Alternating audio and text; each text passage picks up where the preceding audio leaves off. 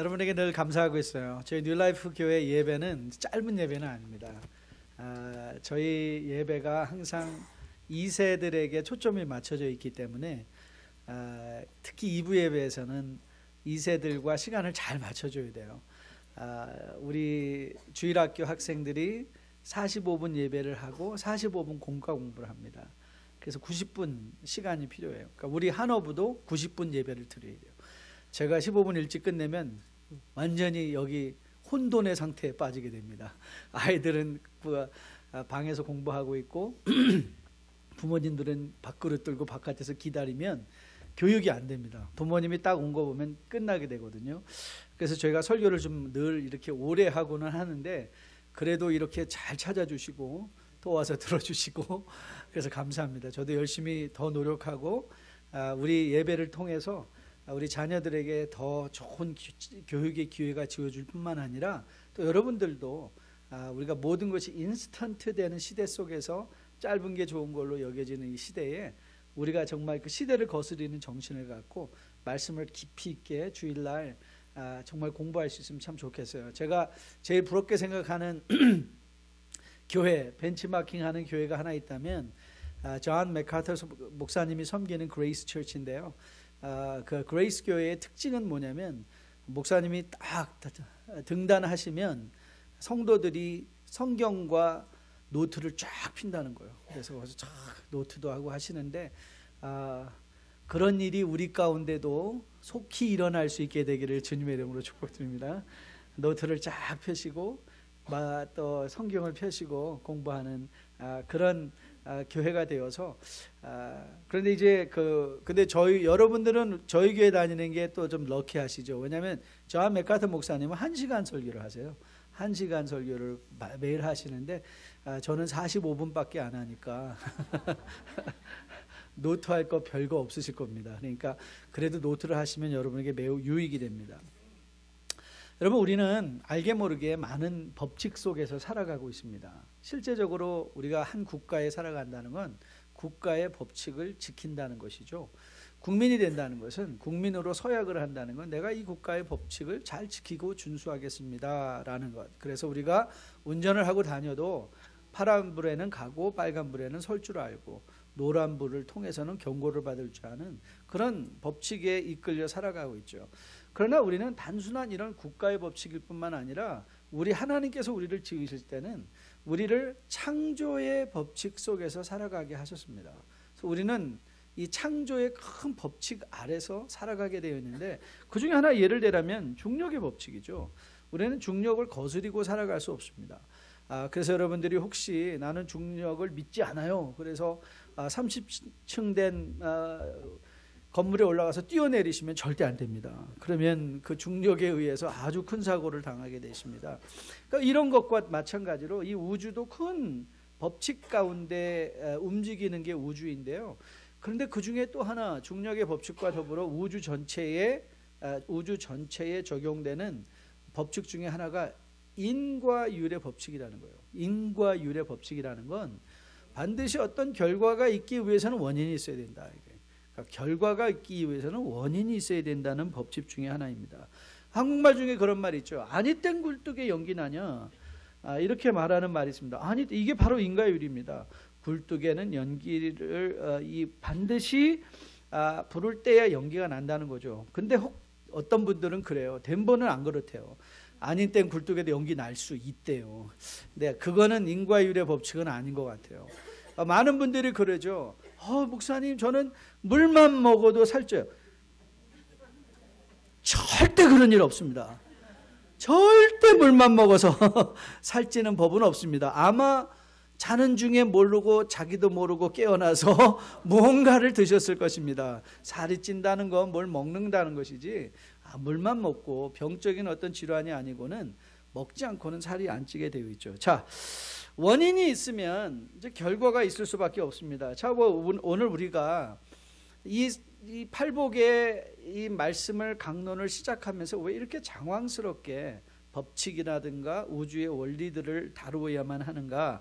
그 이유는요, 오늘 본문이 제시하는 중요한 결과를 한 가지 먼저 생각해 보려고 합니다. 그 결과가 뭐냐면 우리가 하나님의 자녀라 일컬음을 받는다는 거예요. 하나님의 자녀라 일컬음을 받는다. 이건 엄청난 결과이거든요. 여러분, 왜 이것이 우리에게 의미 있게 다가와야 될까? 왜 하나님의 자녀가 되었다는 것이 왜 중요한 이슈인가? 왜냐하면 우리가 하나님의 자녀가 된다는 것은 이것이 우리의 믿음 생활의 궁극적인 목표이기 때문에 그래요. The ultimate purpose. 우리가 구원을 받는다. 성경은 이 구원에 관련돼서 여러 가지 다른 언어로 비유해서 설명을 해요. 그 중에서 가장 즐겨 사용하는 게 뭐냐면, 우리가 구원을 받았다는 것은 무슨 뜻이냐면 우리가 하나님의 자녀가 되었다는 것입니다. That we are adopted sons and daughters of God.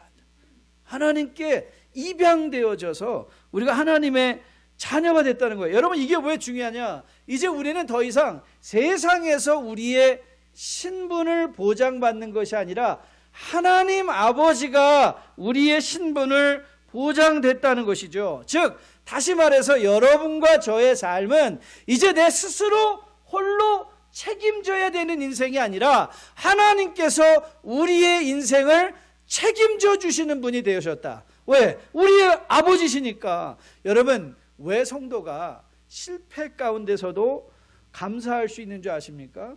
왜 우리가 두려운 일을 당하면서도 담대할 수 있는 줄 아십니까? 왜 우리가 세상에서 아무리 한없이 높아져도 결단코 높은 자리에 머물지 않고 우리가 겸손할 수 있는 이유가 어딘 줄 아십니까? 네, 모든 일을 합력하여 선을 이루시는 하나님께서 내가 지금 비록 경험하고 있는 어려운 일이라 할지라도, 내가 지금 경험하고 있는 감정의 고난이라 할지라도, 내가 지금 경험하고 있는 세상의 성공이라 할지라도 그것 자체에 목적이 있는 것이 아니라 There is never a purpose in itself. 근데 그 모든 걸 합력하여 뭐 하는 거예요? 더 나은 하나님의 자녀로 우리를 길러가시는 하나님의 손길이기에. 그래서 우리는 일희일비하지 않는, 세상을 살아가면서 담대한 삶을 살아갈 수 있는 그 신분적 보장이 어디서 오는가? 그게 바로 하나님의 자녀됨에서 온다는 사실이에요. 이게 얼마나 큰 축복이에요. 얼마나 큰 축복. 근데 여러분, 하나님의 자녀가 되는 축복을 누린다는 것은요, 또 우주의 법칙 중에 하나가 뭐냐면, 특권은 항상 이면적 책임을 따르게 되어 있어요. Privilege always entails responsibility. 그러니까 이 특권과 책임은 항상 함께 가죠. 그러니까 우리가 하나님의 자녀가 되어서 이런 신분적 보장을 누려가며 이 세상을 담대하게 이기며 살아낼 수 있기 위해서는 또한 그에 걸맞는 우리의 성품적 소양이 우리 가운데 있어야만 된다는 거예요. 성품적 소양. 여러분 기억하시죠? 일전에 설교 말씀에서 드렸던 왕에게 입양되었던 거지 왕자 기억하십니까? 거지였던 어린 친구를 왕이 불쌍히 여겨서 입양을 했어요.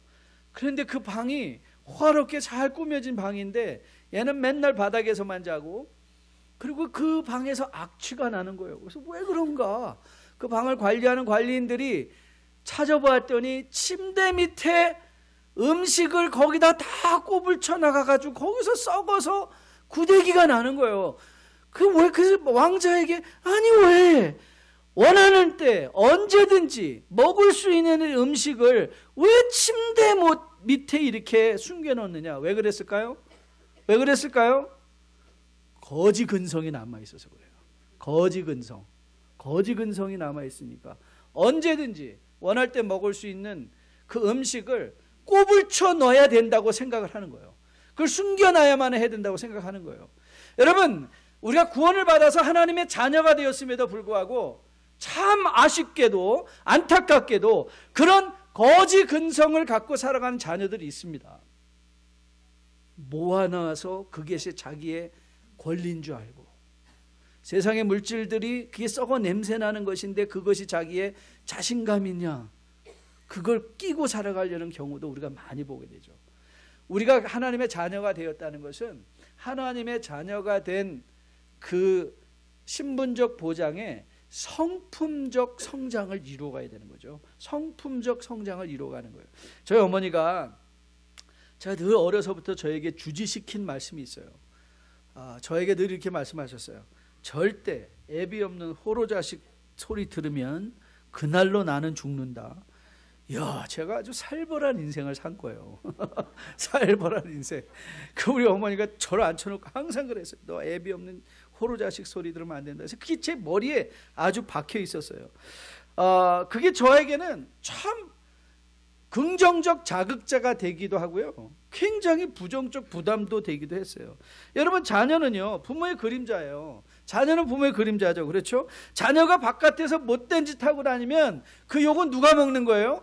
부모님이 먹는 거예요. 부모님이 먹어요. 여러분, 하나님의 자녀가 온전치 못하게 살면 무슨 일이 일어나죠?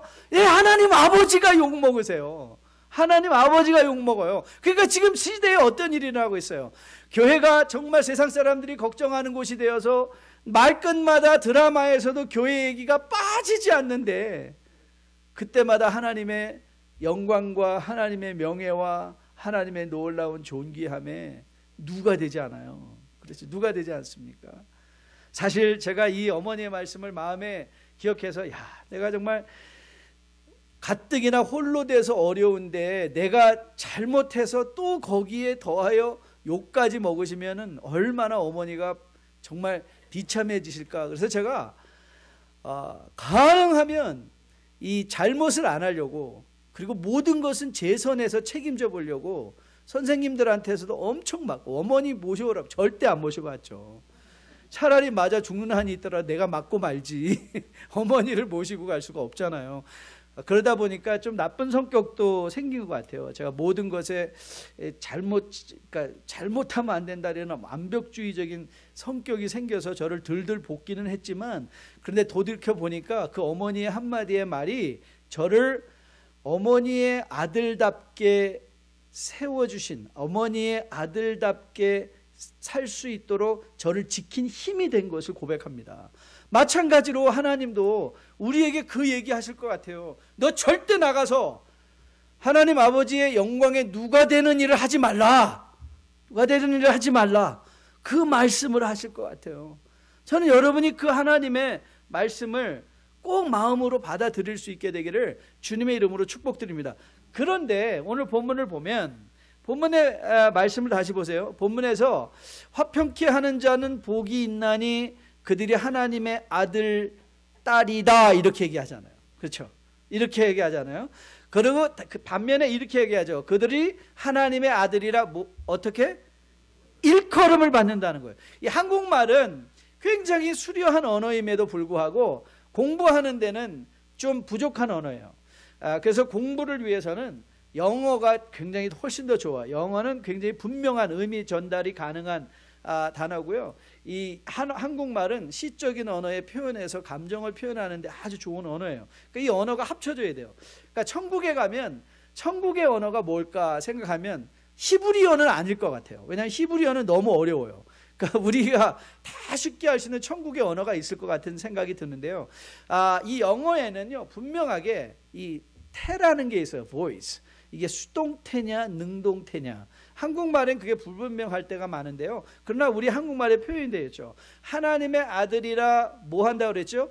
일컬음을 받는다 그랬어요. 이거는 내가 스스로 나 하나님의 아들이야, 나 하나님의 딸이야 하고 다니는 게 아니라 외부에 있는 사람들이 나에게 말해주는 거예요. 그렇죠? 저 사람은 하나님의 아들이야. 저 사람은 하나님의 딸 같아. 이렇게 말하는 것이죠. 그래서 우리가 하나님의 자녀가 된다라는 것을 우리 안에서 일어나는 내적인 변화라고 생각한다면 that's internal transformation.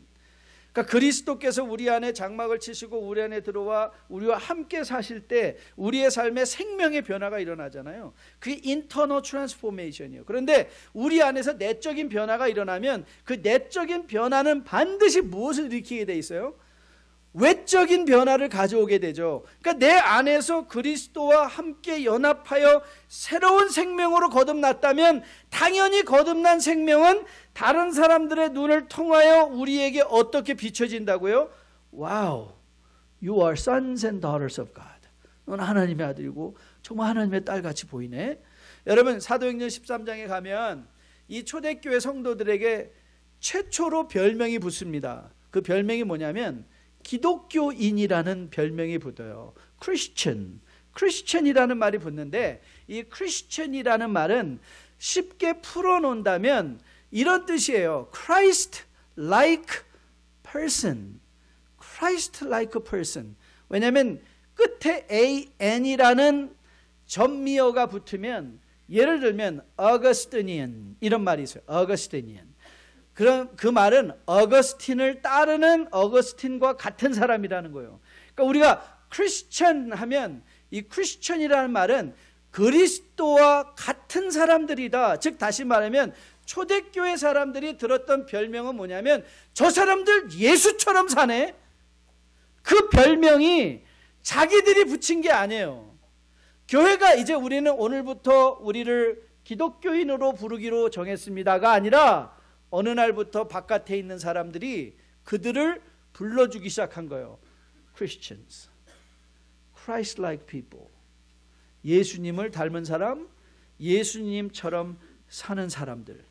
자, 사랑하는 성도 여러분, 오늘 아침에 저는 여러분에게 묻고 싶습니다. What would your wife, husband say about you? 여러분의 남편, 여러분의 아내가 여러분을 뭐라 말하겠습니까? 여러분의 자녀들이 여러분을 뭐라 지칭하겠습니까?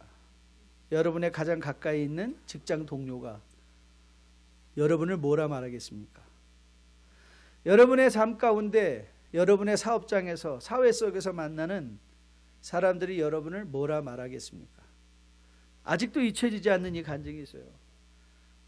여러분도 이미 들으셨을 거예요. 어떤 시장에서 지독하게 돈 벌던 사람 있잖아요. 지독하게 돈을 벌, 전혀 손해 안 보고 지독하게 돈을 벌. 그래서 가서 어떤 분이 물었대잖아요. 아유, 김 사장 그렇게 돈도 많은데 왜 이렇게 지독하게 돈을 벌어? 그랬더니 그분이 그랬대요. 나도 장로 한번 돼보려고요. 장로 한번 돼보려고요. 세상에서 지독한데 교회에서 장로가 되면 무슨 의미가 있습니까? 무슨 의미가 있나요? 세상에서 정말 악착스럽게 살아가며 내가 절대 손해보지 않는 사람으로 살아가는데, 과연 그 사람이 캐리하고 있는 그 삶의 모양은 누구를 가리키고 있을까요? 하나님을 가리키고 있을까요? 세상을 가리키고 있을까요? 제가 맨 처음에 캄보디아 선교를 위해서 방문했을 때 만났던 아주 캄보디아의 원로 목사님이 한 분 계세요. 그분은 폴포트의 이 킬링필드의 엄청난 학살을 지나오시면서 믿음을 궁극적으로 지켜서 이제 폴포트의 그 킬링필드 학살이 끝난 후에 이 캄보디아의 원로의 목사님이 되신 분인데, 그분이 성함이 흥챙 목사님이세요. 그분이 하신 말씀이 저는 아직도 제 뇌리에 너무 오래전 얘기인데, 13년 전 얘기인데, 그런데도 제 마음속에 계속 그게 맴돌고 있어요. 그분이 이렇게 말씀하셨어요. 캄보디아 교회가 심한 핍박 아래에 있었을 때는 오히려 개인의 신앙이 성장하고 또 교회도 성장했지만, 정작 핍박이 그치고 종교의 자유가 보장된 지금 비록 교회의 숫자는 늘어났을지 모르지만 개인의 신앙이나 성도의 숫자는 늘어나지 않는다는 거예요. 왜 교회의 숫자는 늘어났는가? 왜냐하면 한국교회 와서 엄청나게 교회를 져줬거든요. 빌딩만. 교회 건물의 숫자는 많아진 거죠. 그런데 핍박이 있었을 때는, 개인의 신앙이 성장하고 핍박이 있었을 때는 교회가 믿음을 전하는 일들이 목숨을 걸고 일어났는데, 정작 종교의 자유가 시대가 열렸음에도 불구하고 오히려 신앙은 더 저하되기 시작하고 성도는 더 이상 전도가 안 된다는 것이죠. 왜 그랬을까? 여러분, 이 Good to Great이라는 책을 쓴 짐 컬린스라는 분이 계세요. 이분이 굉장히 이 책이 좋은 책인데요. 그러니까 우리가 좋은 것을 어떻게 위대하게 만들 것인가. 이분은 매니지먼트 스타일이기 때문에 어떻게 좋은 회사, good company를 How do we make a great company? 그러니까 좋은 회사를 위대한 회사로 만들까? 저는 이 책을 읽으면서 그런 도전이 오더라고요. How do we make a good church a great church? 우리가 어떻게 좋은 교회를 위대한 교회로 만들 수 있을까? 근데 그분이 좋은 교회에서 위대한 교회로 되는, 아니 좋은 기업이 위대한 기업으로 되는 특징의 한 가지가 뭐냐면 그들은 정말 힘든 현실을 대처한다는 거예요. 힘든 현실을 대처한다. Facing the brutal facts. brutal facts. 그러니까 그거를 정말 받아들이기 힘든 어려운 현실인데 그걸 받아들이는 회사가 좋은 회사에서 위대한 회사로 나간다죠. 이런 차원에서 보면 우리 교회도 위대한 교회가 되기 위해서는 이 질문을 던져야 돼요. 우리가 face해야 될 팩트가 뭔가.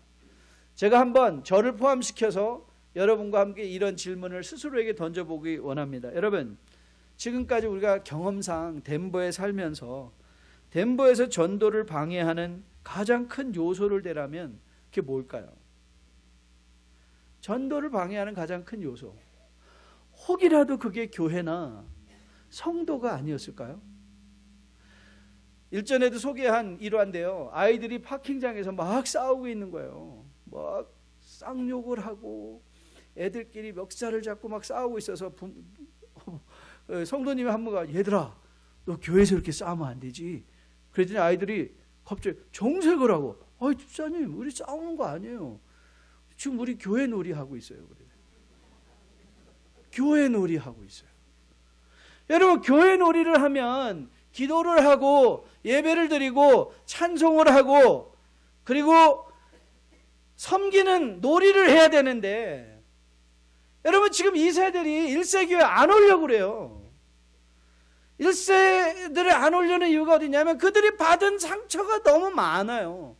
상처가 너무 많아서 그냥 어느 날 갑자기 부모님들한테 선고를 당하는 거예요. We don't go to church anymore.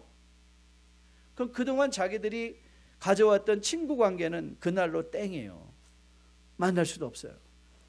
그러니까 아이들이 이제는 부모님들을 신뢰 안 하고 그리고 아이들이 이제는 교회를 신뢰 안 하기 시작했어요. 그래서 이 아이들이 스스로 결정할 수 있는 때가 되면 Man, I don't want to go to my mom's church.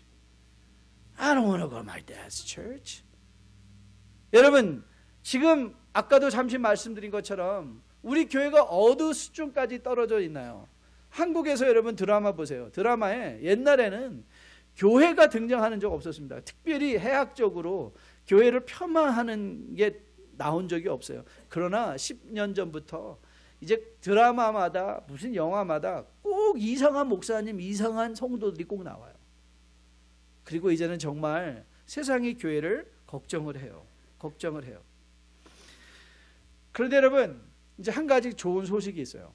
좋은 소식이 뭐냐면 그럼에도 불구하고 우리는 하나님의 자녀가 된다는 거예요. 왜요? 하나님의 은혜로 우리를 구원해 주시니까. 이게 복음이에요. 우리가 완벽하기 때문에 우리가 제대로 살기 때문에 하나님이 우리를 구원해 주시는 것이 아니라 하나님은 우리가 아직 죄인이었을 때도 우리는 부족함 속에 전혀 하나님의 일컬음을 받을 수 없는 그 상황 속에서도 저는 이 장면을 생각할 때마다 제일 떠오르는 게 돌아온 탕자예요. 여러분 탕자가 돌아왔을 때 아버지가 한 일이 뭐였었죠? 야 어서 좋은 옷을 갖다 입히고 어서 그 손에다가 손가락질을 끼우고 그 발에 신을 신기우라 그랬어요. 여러분 이 탕자가 오랫동안 그 광야를 걸어서 와서 그가 깨끗했을까요? 그의 발이 깨끗했을까요? 그의 손에 반지를 끼면 그 손이 아름다워 보였을까요? 아니에요. 떼국물이 꾸질꾸질 흐르고 그의 발은 먼지로 가득 차서 먼지로 아주 때가 흐르고 있었고 여러분 그의 몸은 지저분해서 정말 볼 수도 없을 거지 형상이었을 거예요. 그런데 아버지는 어떻게 하세요? 옷 입혀라, 반지 끼워라, 신발 신겨라. 여러분 이거는요 옷을 입힌다, 반지를 끼워준다, 신발을 신긴다는 게 아니에요. 너는 오늘부터 다시 내 아들이다 이 말이에요. 너는 오늘부터 다시 내 아들이다. 그가 깨끗하기 때문에 아들이 된 게 아니라 더러워도 아버지에게는 아들인 거예요. 우리도 그래요. 우리가 깨끗하기 때문에 하나님이 우리를 사랑하시는 것이 아니라 우리가 아직 죄인 되었을 때라도 하나님은 아들을 기꺼이 예수를 십자가에 달려 죽게 하심으로 우리에 대한 사랑을 확증하시면서 우리를 세워주세요. 그러면 우리가 그런 아버지의 사랑으로 생명으로 거듭나 있었다면 여러분 상상해 보세요. 돌아온 탕자가 그날로 들어가서 몸 씻었을까요? 안 씻었을까요? 그가 아버지의 자녀 됐으니까 나의 더러운 몸으로 계속 살래요. 옷만 좋은 거 입고 좋은 반지 끼고 좋은 신발 신고 그 발은 아직도 더럽고 그 몸은 아직도 더럽고 손도 아직도 돼지 쥐염을 쥐었다전 돼지 똥을 치던 그 손으로 아직도 살고 있을까요? 아니에요. 들어가는 순간 씻었을 거예요. 들어가는 순간 목욕했을 거예요. 그리고 더 이상 더러워지지 않기 위해서 그는 스스로 내가 이제 다시는 그 죄악의 자리에 내가 다시는 가지 않겠다 스스로 결단하며 깨끗하기를 힘썼을 거예요. 오늘 팔복이 바로 그거예요. 주님의 백성으로 거듭난 자녀로 거듭난 우리가 이제 어떻게 샤워할 것인가, 어떻게 우리의 몸을 씻을 것인가, 어떻게 우리가 이 깨끗함을 유지함으로 말미암아 하나님의 자녀로 일컬음을 받을 것인가. 근데 여러분 이 문제도 어렵지 않아요.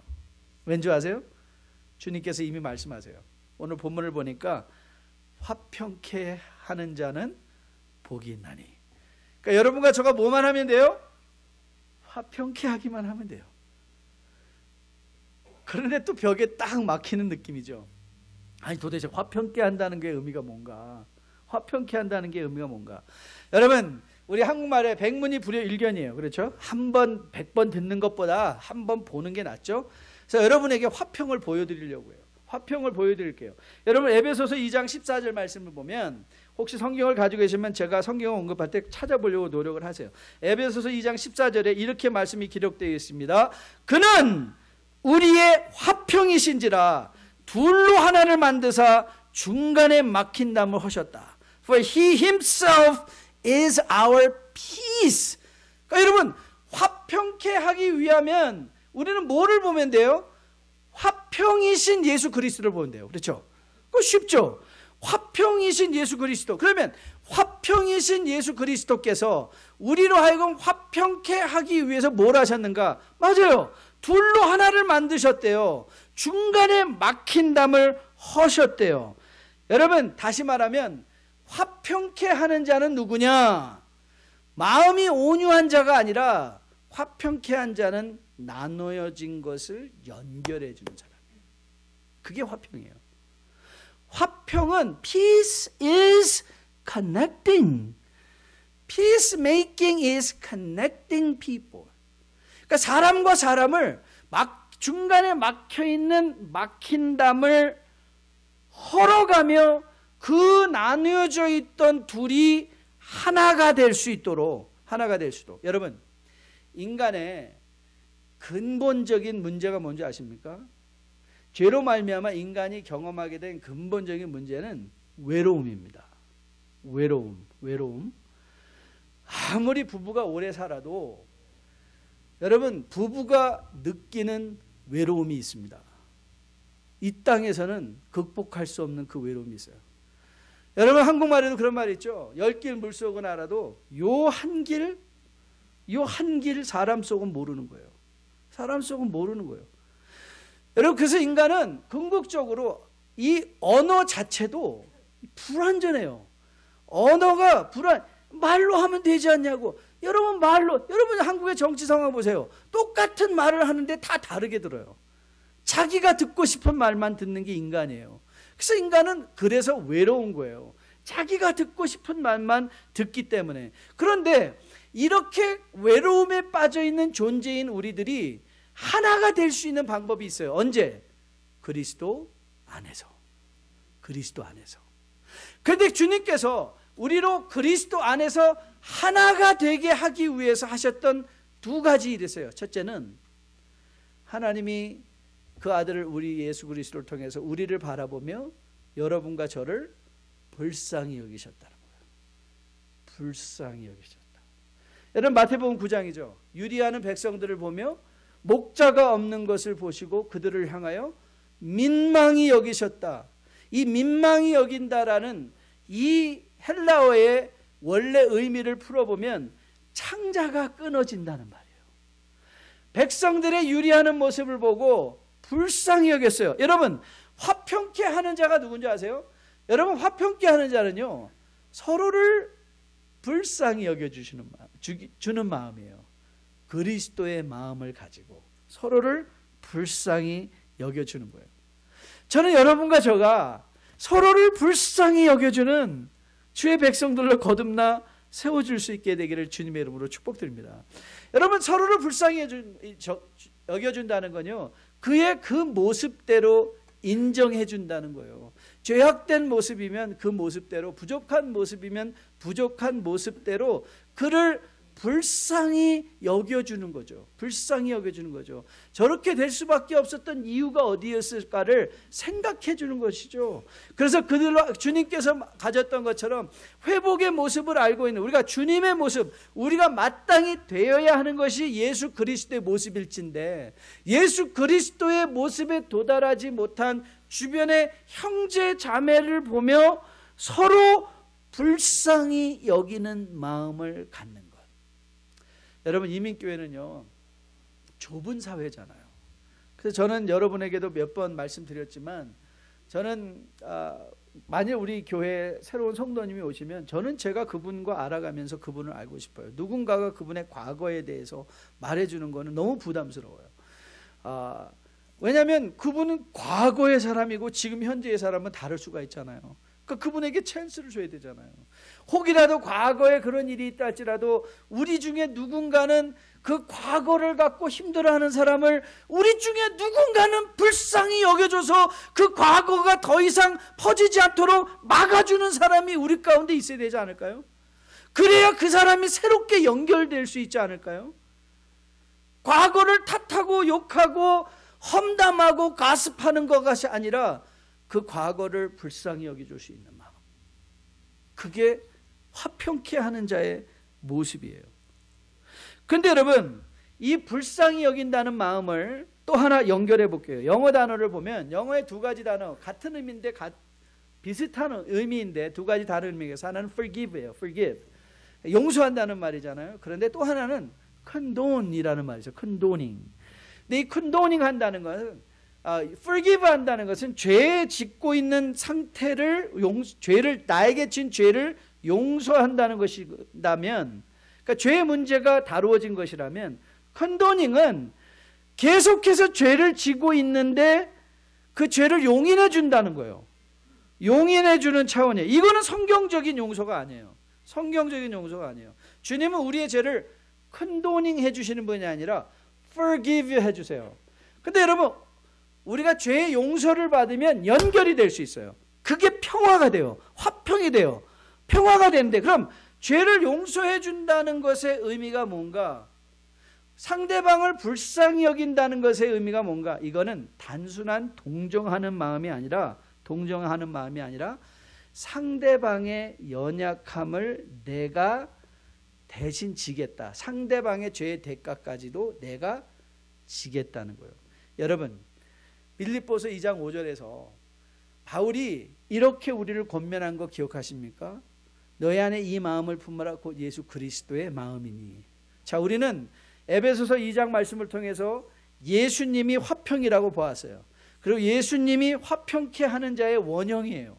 그러면 예수님이 어떻게 우리를 화평케 하셨는가? 그가 근본 하나님과 동등된 분이시지만 동등됨으로 여기지 아니하고 뭐 하셨다고 그랬죠? 자신을 비우셔서 인간의 형체를 가지셨어요. 인간의 형체를 가지고 오셔서 또 자신을 비워서 무엇이 되었다고요?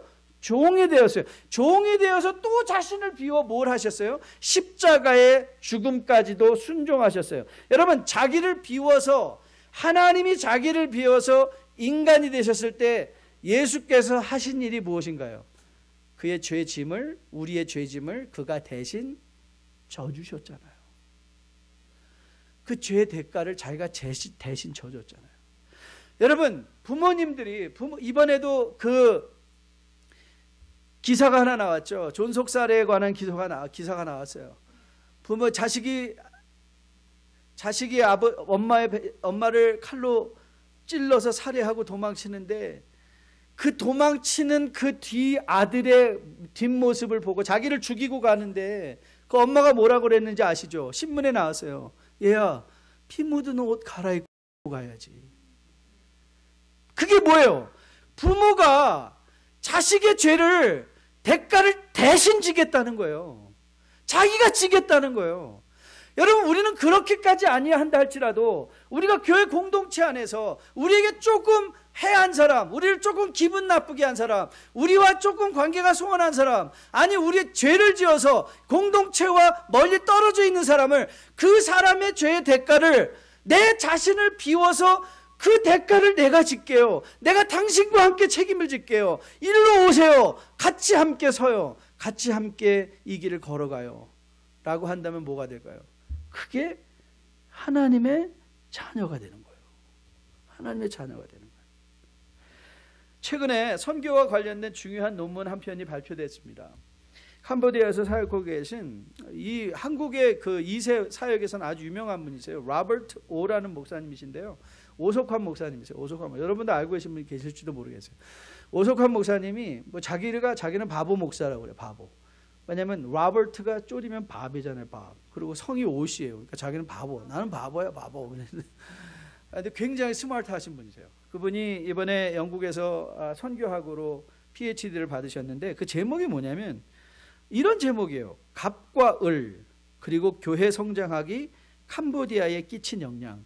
영어로는 그의 논문이 어떻게 써있냐면 Patron and Client Relationship in Cross-Cultural Church Planting.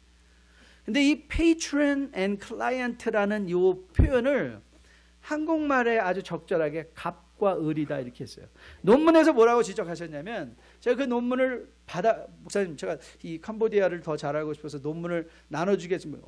sure. 그리고 저한테 보내주셨어요. 그 논문을 쭉 읽어가는데 논문에서 뭐라고 지적하는가 하면, 한국인 선교사님들이 캄보디아에 지금 나이 드신 목사님들이 계시거든요. 근데 그분들을 절대 목사님이라고 안 한다는 거예요. 그리고 중요한 결정을 할 때 그분들의 의견을 묻지 않는데요. 그리고 자기들끼리 다 알아서 하고, 다 그들은 목사가 되기도 하고, 다 하대하고, 자기 밑에 있는 사람으로, 그리고 또 이것도 아주 기가 막히죠. 자기 아들로 여긴다는 거예요. 아들로. 이게 좋은 게 아니에요. 아들로 제가 우리 선교사님들한테 항상 제가 경고하거든요. 제발 never ever say 내가 여기서 뼈를 묻겠다는 말 하지 말라고. 우리는 빨리 떠나야 돼요. 캄보디아를 빨리 떠나서 스스로 책임지는, 우리가 거기서 끝까지 뼈를 묻기까지 있으려고 하면 하나님이 뼈를 묻을 기회를 주세요. 어쩌다 갑자기 팍 죽어버리면 뼈를 묻지만, 내가 여기서 뼈를 묻겠다 생각하면요, 그때부터 뭐가 되냐면요, 그 나라의 갑이 돼버리고 말아요. 내가 무슨 헌신을 해서 여기 왔는데 너희들이 내 말을 들어야 돼. 그래서 킹이 돼버리고 말아요. 여러분, 우리 부자들의 갑질에 대해서 많이 봤죠. 부자들의 갑질, 그 얼마나 우리를 엮었게 했습니까? 그런데 여러분 그거 아세요? 교회 안에도 갑질이 있다니까요. 조금 더 제자 훈련 먼저 한 사람, 나중에 한 사람. 그래서 저희 교회가 제자 훈련을 기수로 갖고 안 하는 이유 중에 하나예요. 왜냐하면 거기에 영적인 갑질이 있어요.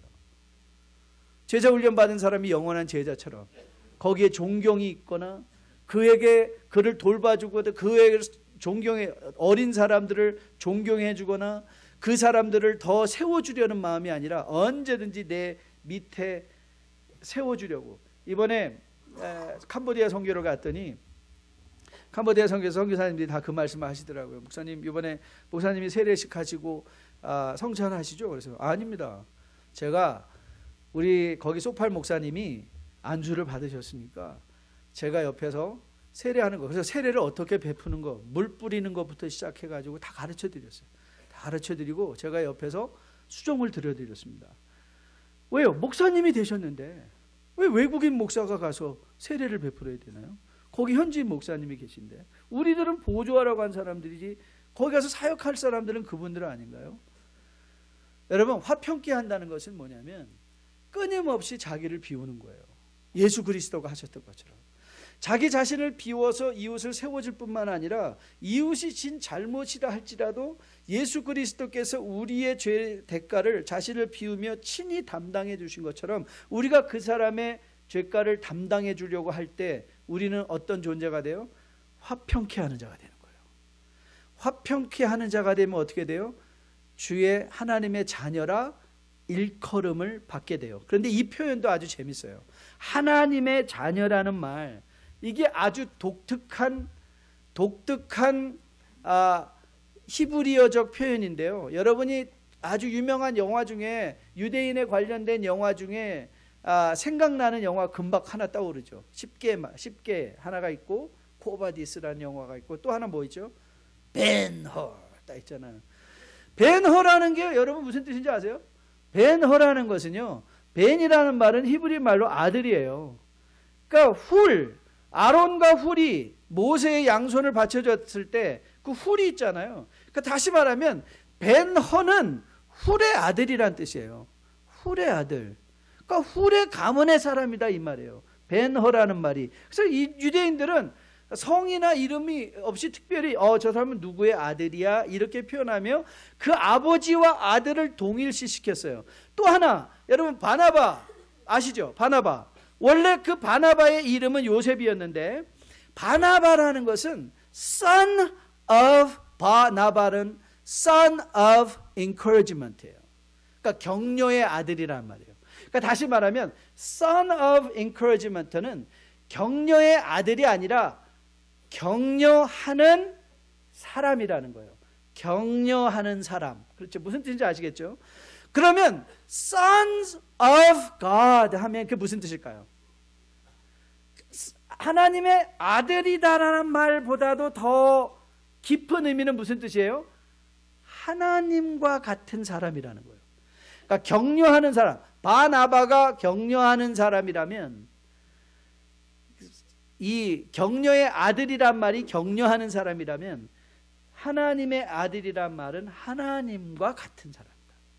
즉 하나님의 능력의 전지하심에 이런 것이 베드로가 권면하듯이 신의 성품에 참여하라. 그 신의 성품이 무슨 성품이었습니까? 오래 참으시고 용서하시고 인내하시고 끝까지 기다려주시고 그의 잘못에서도 불구하고 그들을 안아주시는 하나님 아버지, 그 성품을 담는 거죠. 그러니까 그런 사람이라는 거예요. 우리가 sons of God라는 말의 의미를 굳이 찾는다면 결국 우리의 매일의 삶 속에서 우리가 나타내는 게 뭐예요? 하나님이라는 거예요.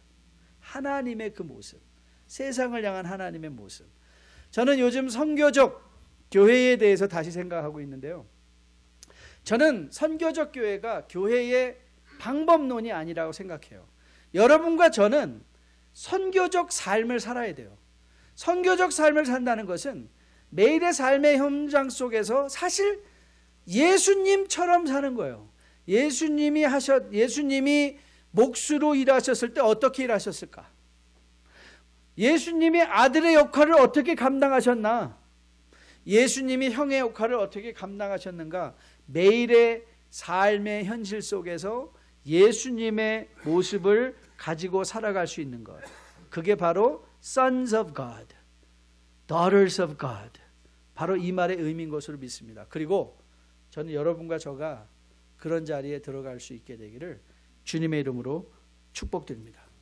여러분, 우리는 이미 화평케 할 수 있는 하나님의 놀라운 은혜를 받은 주의 백성입니다. 우리는 화평케 해야만 하는 자리에 이미 들어선 자들입니다. 왜요?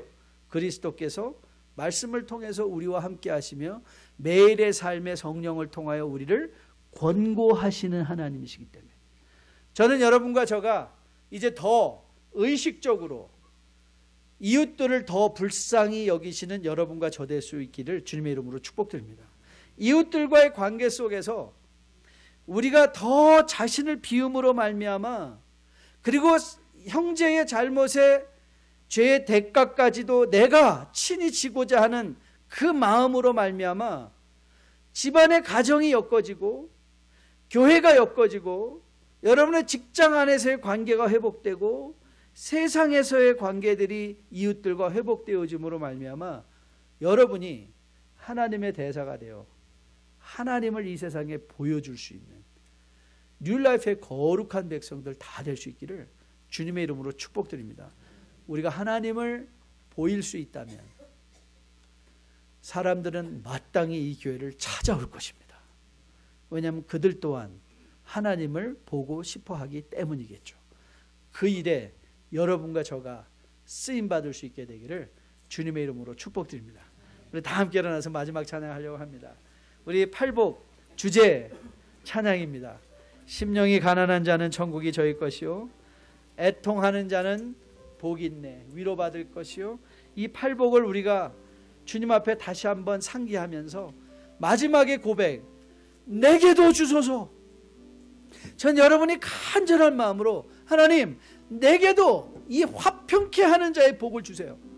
내가 세상에서 사람들을 불쌍히 여기며 내 자신을 비움으로 말미암아 하나님이 보여지는 그 하나님의 자녀가 되어서 하나님의 영광에 동참하게 도와주세요. 그 간절한 바람으로 주님 앞에 찬양을 올려드리기를 주님의 이름으로 축복드립니다.